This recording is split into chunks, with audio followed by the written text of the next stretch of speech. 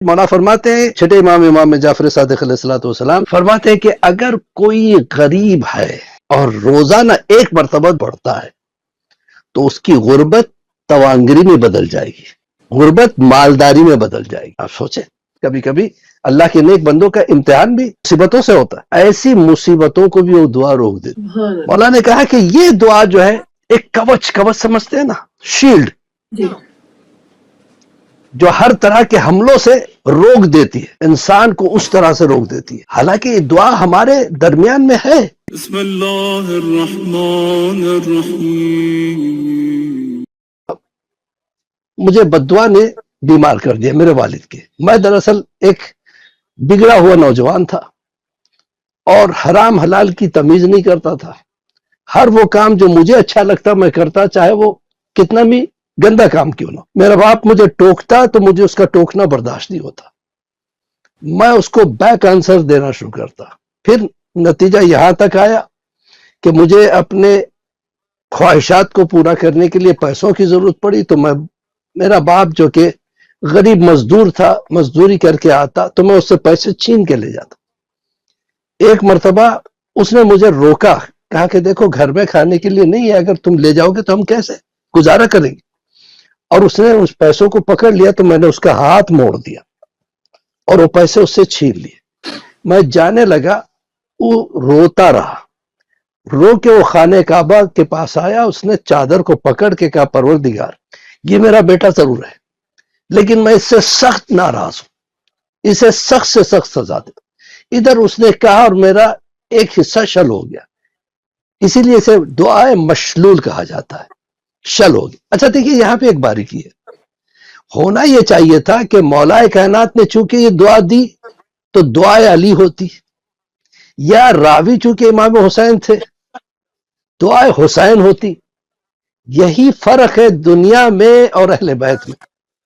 دنیا اپنا نام چاہتی ہے، اپنے لائکس چاہتی ہے۔ ہم کوئی پروگرام کرتے ہیں تو ہماری نگاہ ہوتی ہے کتنے لائکس ملے، کتنے ویورز ملے، اخلاص یہاں پہ کم ہوتا ہے۔ میڈیا پورا اسی پہ ڈیپینڈ ہے۔ لوگ فخریہ کہتے ہیں کہ میرے اتنے 1000 ویورز ہو گئے، میرے 500 ویورز ہو گئے، اس میں اتنے لائکس ملے، اتنے لوگوں نے ماشاءاللہ کہا، اتنے لوگوں نے جزاک اللہ کہا، اور ہم خوش ہوتے ہیں۔ اور پروردگار اخلاص کو دیکھتا ہے۔ تو بہرحال یہی اہل بیت میں اور دنیا میں، دنیا اپریسیشن چاہتی ہے، اپنا نام چاہتی ہے، لیکن اہل بیت اگر دعا بھی دیتے ہیں تو اس کے نام کر دیتے جس کو دے دی۔ تو دعائیں مشلول اس طریقے سے۔ تو مولا کائنات نے کہا کہ یہ دعا لو، اس کو پڑھ کے پھر تم اپنے لیے دعا مانگو، لیکن یہ بتاؤ تمہارے والد تم سے راضی ہو گئے؟ کیونکہ اگر والد ناراض ہے تو یہ دعا کام نہیں کرے گی۔ یہ کیا میسج ہے کہ اگر ہم اپنے والدین کو ناراض کریں اور چاہتے ہیں کہ ہماری زندگی سنور جائے تو کبھی یہ سنور نہیں سکتی جب تک کہ والدین راضی نہ ہو جائے۔ اس نے کہا کہ میرے والد راضی ہو گئے مجھ سے۔ واقعہ یہ ہے کہ میں جب شل ہو گیا میرا یہ حصہ تو میں والد کے پاس گیا، اس کے قدموں پہ گر گیا کہ مجھے معاف کر دو۔ اچھا یہ بھی عجیب چیز ہے، اللہ جس طریقے سے خدا نے یہ صفت اللہ کی ہے، کتنا بھی بڑا گناہ گار کیوں نہ ہو لیکن ایک مرتبہ خلوص دل کے ساتھ اللہ کی بارگاہ میں جا کے کہ پروردگار مجھے معاف کر دے، تو وہ تو 70 ماں باپ کی طرح یعنی جذبہ رکھتا ہے اپنے بندوں کے لیے، تو فوراً معاف کر دیتا ہے۔ اور یہ وہ صفت اللہ نے اپنی یہ صفت والدین میں رکھ دی۔ اولاد ناراض ہو کے کٹ آف ہو جا سکتے لیکن والدین کتنا بھی ناراض رہے، ایک مرتبہ بیٹا یا بیٹی سامنے آ کے کہے بابا مجھے معاف کر دو، اماں مجھے معاف کر دو، فوراً کلیجے سے لگا دیتا ہے۔ یعنی وہ تلاش کرتے رہتے کسی طریقے سے ہماری اولاد ہم تک آ جائے۔ یہی جذبہ اللہ کا ہے۔ اللہ چاہتا ہے کہ بندہ کتنا بھی خراب کیوں نہ ہو ایک مرتبہ میری بارگاہ میں آ جائے۔ ایک مرتبہ جناب نوح نے شیطان سے کہا تھا شیطان یہ بتا تو کس قسم کے بندوں سے گھبراتا ہے؟ کہا کہ ایک وہ بندہ ہے جس سے میں باقی بہت گھبراتا ہوں، بہت ڈرتا ہوں۔ کہ کیسا بندہ؟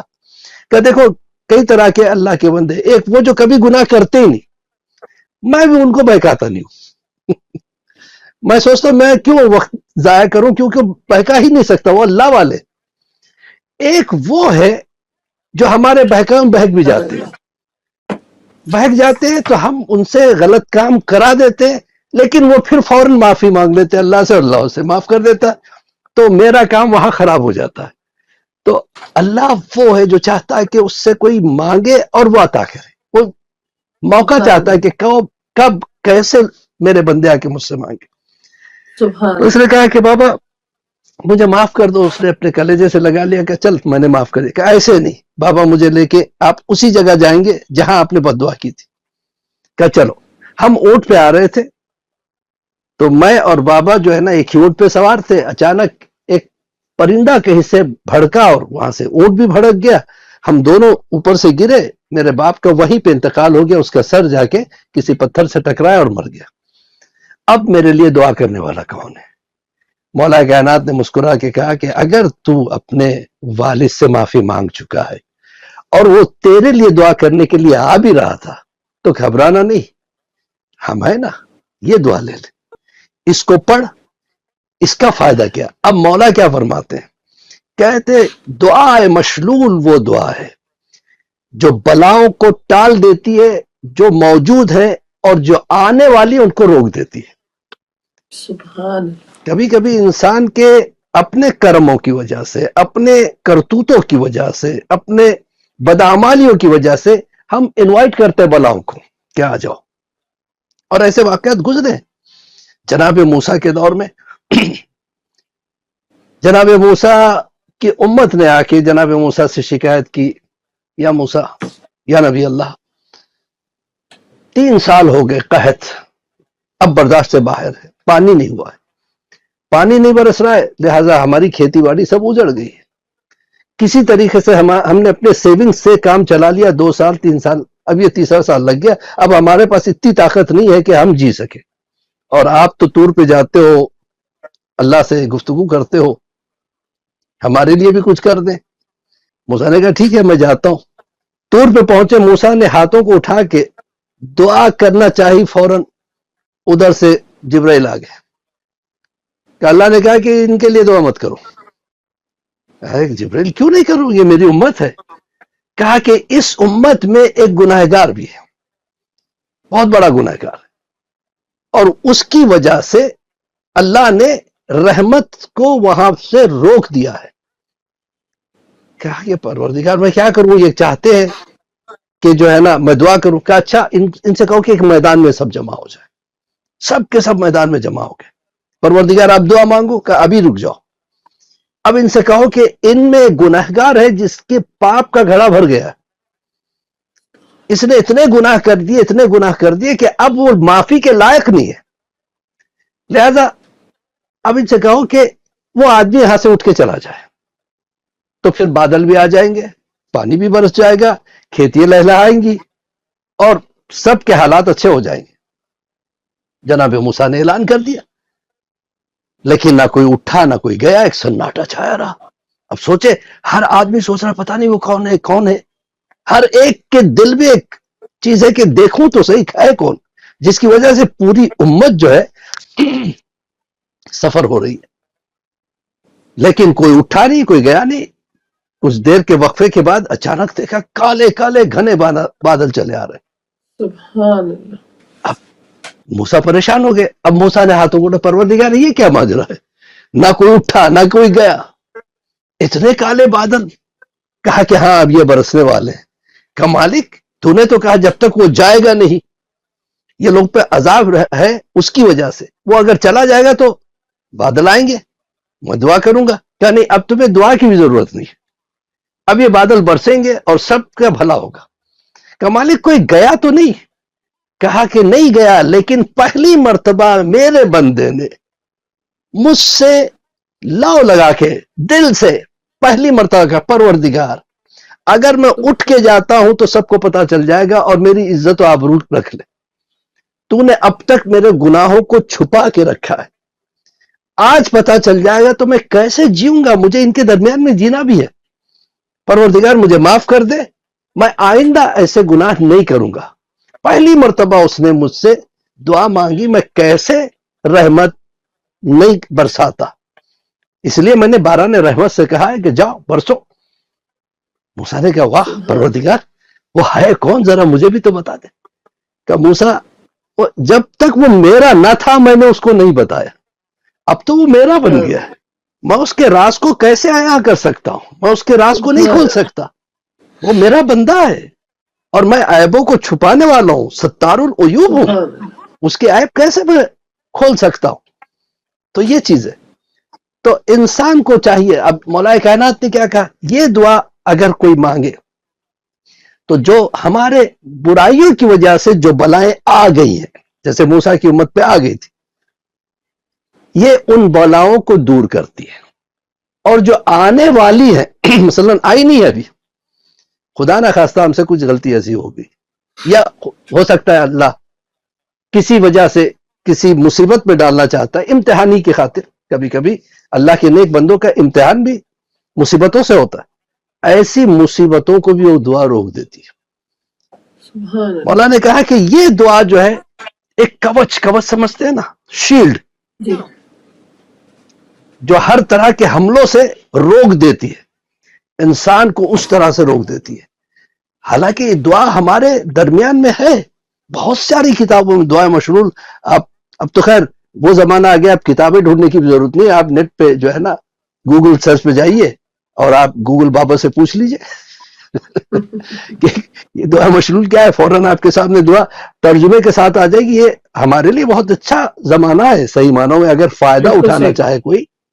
ایک سے ایک کتابیں، ایک سے ایک دعائیں، ایک سے ایک علماء کی تقریریں، ایک سے ایک خطبہ، ایک سے ایک ذاکرین، آپ سب نیٹ پہ اویلیبل ہے. بس یہ انسان میں ایک چاہ ہونا چاہیے، ایک زیسٹ ہونا چاہیے، ایک خواہش ہونا چاہیے، پھر انسان اس خواہش کو مکمل طریقے سے پورا کر سکتا ہے جب اس کے سامنے ایک گول ہو.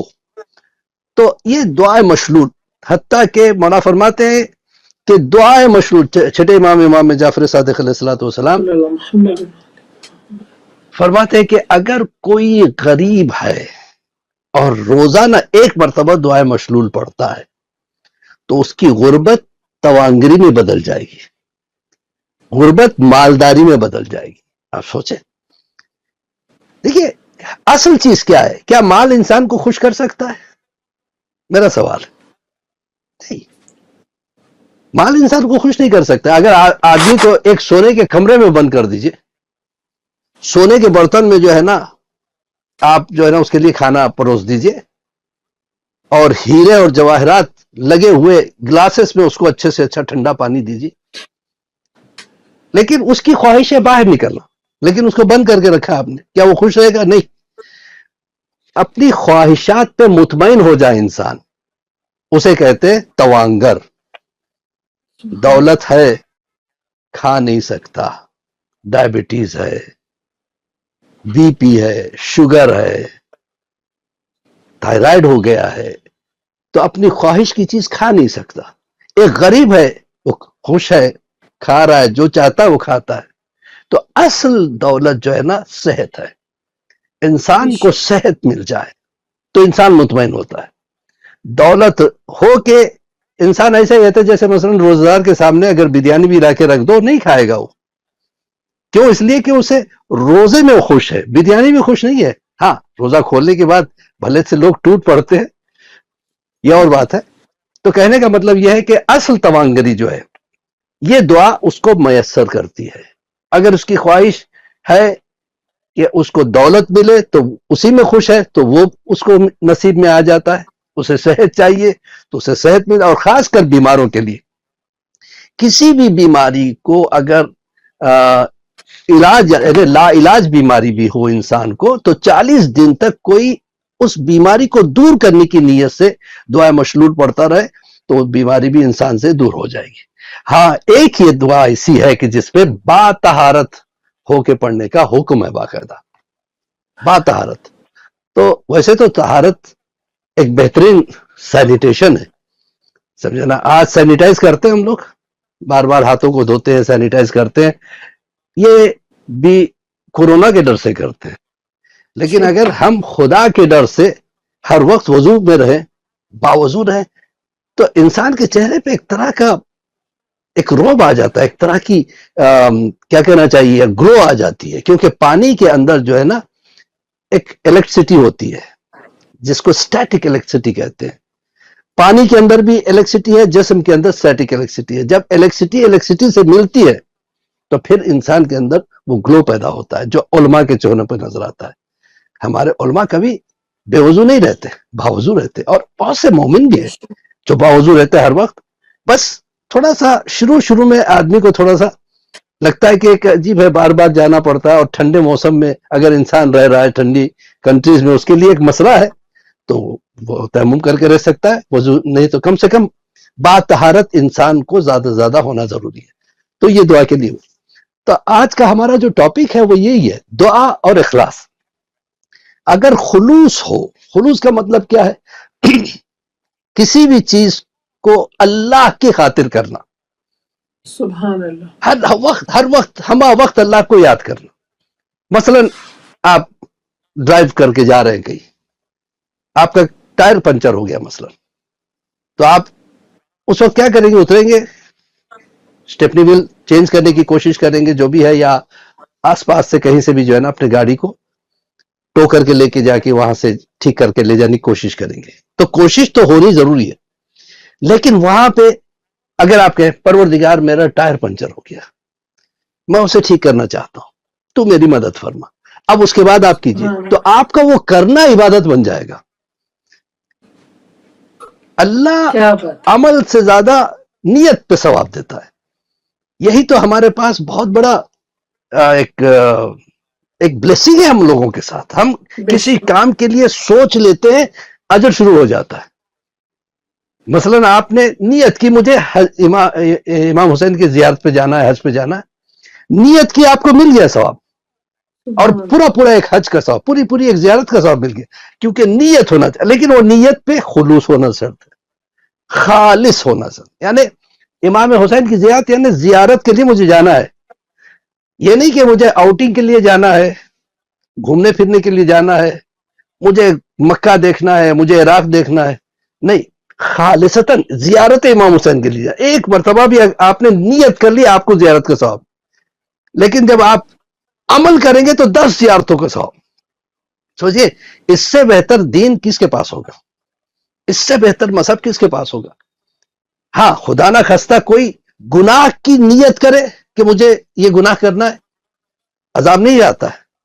عذاب اسی وقت آتا ہے جب گناہ ہو جائے. اچھا، گناہ کرنے کے بعد بھی اللہ فرشتوں سے کہتا ہے ابھی مت لکھو، رک جاؤ، شاید یہ توبہ کر لے، شاید یہ توبہ کر لے. 8 گھنٹوں تک فرشتے انتظار کرتے. اور اگر اسی درمیان میں نماز کا وقت ہو گیا، نماز پڑھ لی جا کے جماعت کے ساتھ، یا فرادہ پڑھی خلوص نیت کے ساتھ. اخلاص شرط ہے. اخلاص کا مطلب کہ خالصتاً للہ، اللہ کے لیے. میں نے ابھی کہا نا، چھوٹی چھوٹی چیزوں کے لیے دعا کی عادت بنانا چاہیے انسان کو. پین نہیں مل رہا ہے، پروردگار میرا پین نہیں مل رہا ہے، میرا پین مجھے مل جائے. پھر آپ تلاش کریں، آپ کو تلاش کرنا ایک عبادت بن جائے گی. سبحان اللہ. پین کو تلاش کرنا عبادت بن جائے. جب پین مل جائے تو آپ خوش ہو جائیں گے. وہ خوشی پہ بھی اللہ اجر دے گا کہ میں نے اسے عطا کیا اور یہ خوش ہو گیا میری عطا پر. سبحان اللہ. تو وہ چیز ہے. تو انسان کو چاہیے کہ خلوص رکھے، اور چھوٹی چھوٹی چیزوں کے لیے بھی. مثلا گھر کے کام آپ کرتے ہیں، اور آپ کو پتا ہے ڈومیسٹک ورک جو ہے نا، آج جو اگر کوئی ہماری بہن کر رہی ہے، خصوصاً ویسٹرن کنٹری کے لیے میں یہ بات کہنا چاہتا ہوں. کہیں کہیں ایسا ہوتا ہے کہ ہماری بہنیں نہیں، مجھے نہیں کرنا ہے کام. آپ کو معلوم ہونا چاہیے گھر کے کام آپ اگر کر رہی ہے تو سنت جناب فاطمہ الزہرا کر رہی ہے.